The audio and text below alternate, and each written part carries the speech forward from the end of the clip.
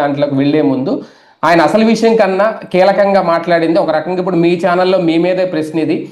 ఆయన చాలా అంటే ఇప్పటివరకు నాకు తెలుసు చాలా మంది మిమ్మల్ని రకరకాలుగా ట్రోల్ చేశారు, పేటిఎం అని చెప్పి డబ్బులు వేసిన సందర్భాలు ఇవన్నీ నాకు తెలుసు. కానీ డోంట్ కేర్, మీరు అవన్నీ పట్టించుకోలేదు.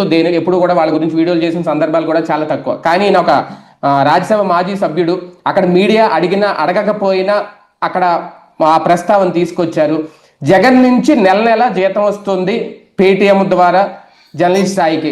నిజంగా ఎంత వస్తుంది సార్ మీకు నెల నెల? ఎంత తీసుకుంటున్నారు? మీరు తీసుకొని ఎంతవరకు, నాకెంత ఇచ్చారు? ఒకసారి ఆ వివరాలు ఏం చెప్తారా జనాలకి? ఒకటి, ఇప్పుడు మనకేంటంటే మనకి నచ్చినట్టు మాట్లాడకపోతే, లేదా మనకి జర్నలిజం అంటేనే సంతృప్తి పరిచేది కాదు, ఇదేమి క్యాబరే డాన్స్ కాదు ఎదురోళ్ళని సంతోష పెట్టడానికి. జర్నలిజం అంటేనే ఒక ముళ్ళు. ఈ ముళ్ళులో బాధితుడేమో ఆగ్రహిస్తాడు, సంతోషపడ్డాడు మన వెనకాలేం రాడు. కాబట్టినే జర్నలిస్టులకి ఎదురయ్యే సవాల్ అది ఫీల్డ్లో. నెంబర్ 1. నెంబర్ 2 వచ్చేటప్పటికి బేసిక్గా నేను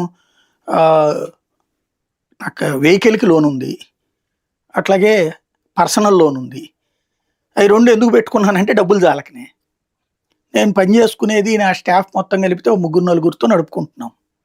ఎందుకు అంటే నా దగ్గర వచ్చే సంపాదనలో మనం బతకాలనుకుంటాం తప్పించి ఎవరి దగ్గర చేయి చేస్తే, ఇప్పుడు సింపుల్ ఈజీగా అర్థమయ్యే భాషలో చెప్పాలి. ఇప్పుడు తెలుగుదేశం అనుకూల యూట్యూబ్ ఛానల్స్ ఉన్నాయి, జనసేన అనుకూల యూట్యూబ్ ఛానల్స్ ఉన్నాయి, డిజిటల్ ప్లాట్ఫారాలు ఉన్నాయి.